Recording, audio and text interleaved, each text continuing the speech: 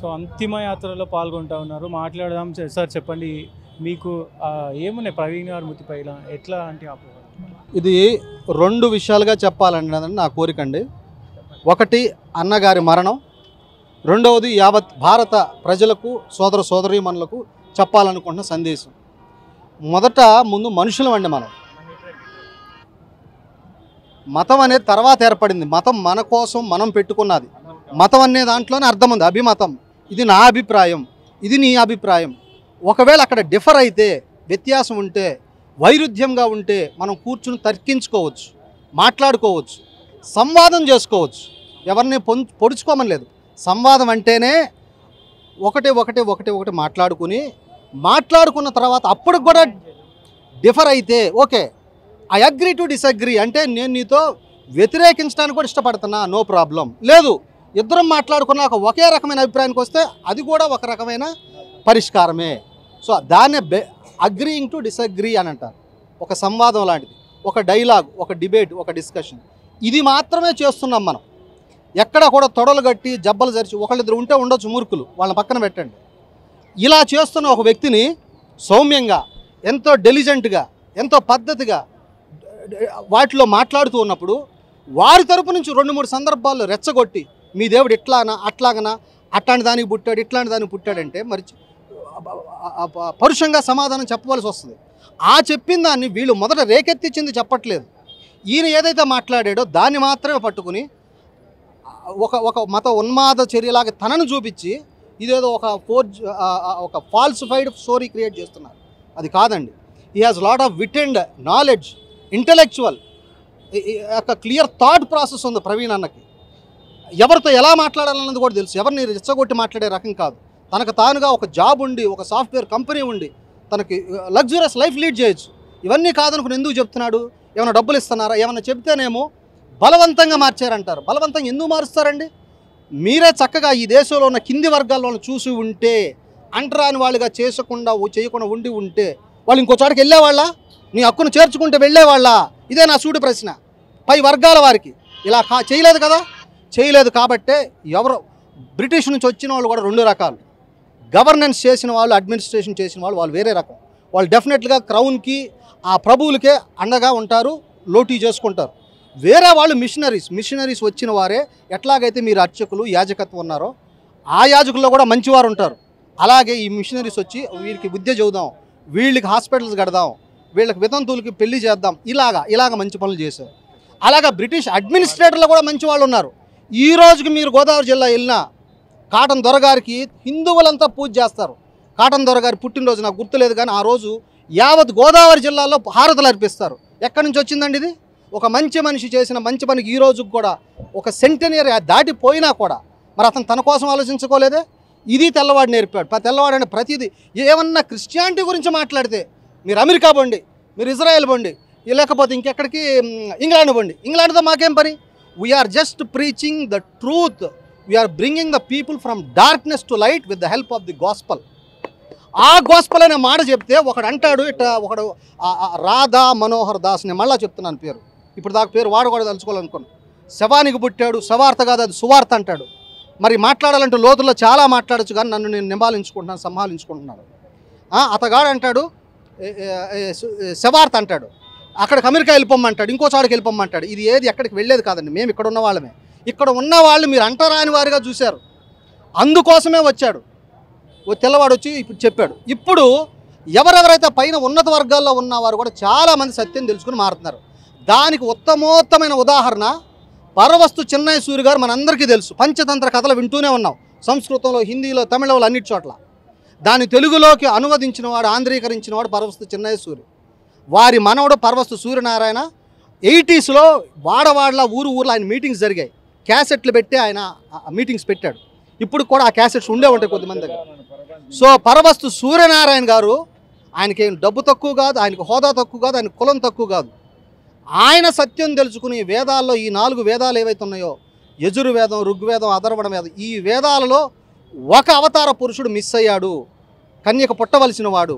ఈ అవతార పురుషుడు ఎవడా అని ఎత్తుక్కుంటూ పోతే ఒకరోజు మీటింగ్కి వెళ్తే అక్కడ పాస్టర్ గారిని అడిగి ఈ పుస్తకం తెచ్చుకుని పరిశుద్ధ గ్రంథం అని తెలిసి చీకట్లో రోజు అతను తన గుడిలో చదువుకుని సత్యాన్ని తెలుసుకుని వచ్చాడు. ఇప్పుడు అతను ఎవరిని బలవంతంగా మార్చాడు చెప్పండి నాకు? పరవస్తు సత్యనారాయణ గారిని, సూర్యనారాయణ గారిని ఎవరు బలవంతంగా మార్చారు? నేనా? నీవా? కాదే. ఆయన తనకు తానుగా వాళ్ళ ఇంట్లో వాళ్ళకు కూడా తెలియకుండా సత్యాన్ని తెలుసుకుని ఇంకా వాళ్ళు ముక్కు మూతి పళ్ళు రాళ్ళు కొడితే ఇంట్లో నుంచి బయటకు వచ్చి ఇప్పుడు ఊరు వాడ చెప్తున్నాడు. వాళ్ళ పిల్లలు కూడా కంటిన్యూ చేస్తున్నారు ఇదే హైదరాబాద్, సికింద్రాబాద్లో. దీని బలవంతం మత మార్పిడి ఎట్లా అంటారండి? కొంతమంది బైబిల్ అందరినీ సమానంగా చూడమని చెప్పింది. సో ఏదైతే ప్రవీణ్ గారు గతంలో ముస్లింలను కానీ హిందువులను కానీ ద్వేషించినట్టు కూడా వైరల్ అవుతున్నాయి వీడియోస్. Okay, right. అక్కడికే వస్తున్నానండి. ఇప్పుడు నేను ఎంతసేపు మాట్లాడాను, నేను మధ్యలో రాధా మనోహర్ దాస్ పేరు ఎత్తిన దగ్గర అది మాత్రమే చూపించి ఆ చివర నేను మాట్లాడిన మిగతా 15 నిమిషాలు ఎగ్గొట్టేసి ఆ మొక్కే వేస్తే ఏమంటుంది? నేను ఆయన తిట్టినట్టుగానే ఉంటుంది. మొత్తం నా కాంటెక్స్ట్ అంతా, స్పీచ్ అంతా వెయ్యాలా. అంతకుముందు అతన్ని ఛాలెంజ్ చేశారు, నువ్వు ఇట్లా అల్లాని దేవుడు అంటావా? దేవుడు అంటే ఎవరండి? ఒక లక్షణాలు ఉండ గుణగణాలు మనం జీవితంలో పాటించడానికి, అది ఇంకొకళ్ళకి చెప్పడానికి ఒక ఒక ఒక ఒక స్టాండర్డ్స్ ఉండాలి. మనకు మనుషులకే ఒక స్టాండర్డ్స్ పెట్టుకున్నాం, మరి దేవుడు అనేవాడికి వాళ్ళ గుణ లక్షణాలు ఉండాలి కదండి. ఈ దేవుడికి ఈ లక్షణాలు ఉన్నాయి, మీరు చెప్పే ఈ దేవుడికి ఈ లక్షణాలు ఉన్నాయి. ఓకే, అల్లాహ్ భార్యలు లేరు, కానీ ఆయన పగ ప్రతీకారం వీడి మతంలో చేరపోతే చంపేయండి, నరికేయండి అన్న చివరిలో ఉంటుంది.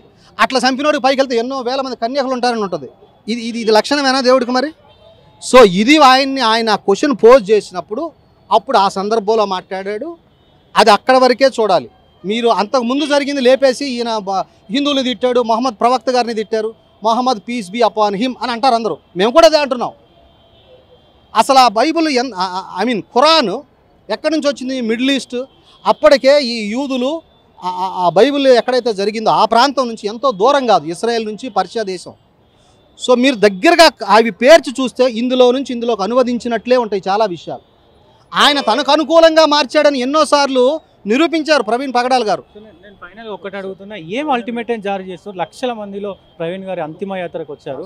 సో పెద్ద ఎత్తున అంటే మీరు అందరూ ఒకటి అని ప్రభుత్వాలకు చాటి చెప్పబోతున్నారా? ఏంది అసలు? మాట్లాడతారా?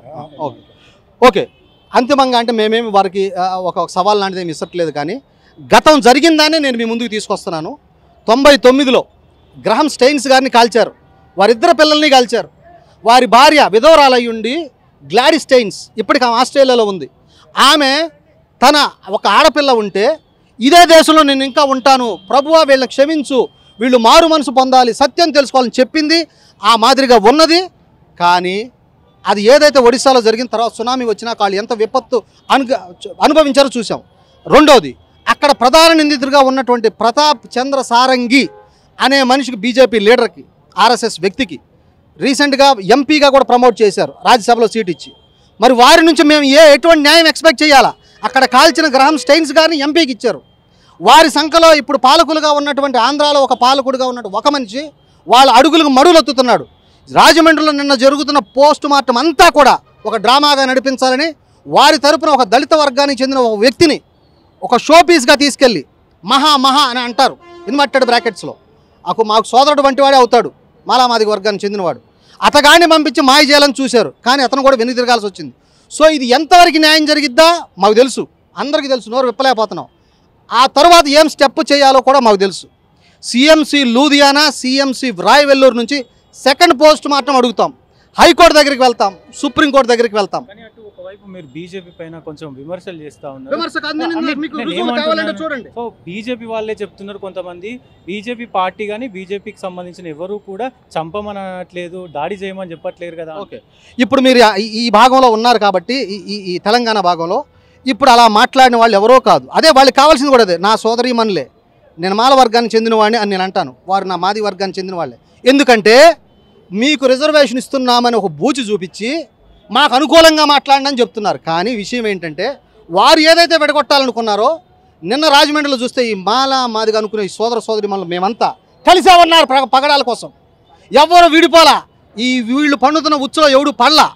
కాబట్టి ఇప్పుడు ఇందాక మాట్లాడిన వాళ్ళు పాపం తెలియక అజ్ఞానం వల్ల నా సోదరిమణులు మాట్లాడుతున్నారు. ఇప్పుడు నేను దొంగతనం చేశానండి, పోలీసు వాడు వచ్చాడు, ఇది నేను దొంగతనం చేయలేదంటానా చేశానంటానా చెప్పండి. సో మీకు అర్థమయ్యే ఉంటుందని నేను అనుకుంటున్నా. Thank you very much sir.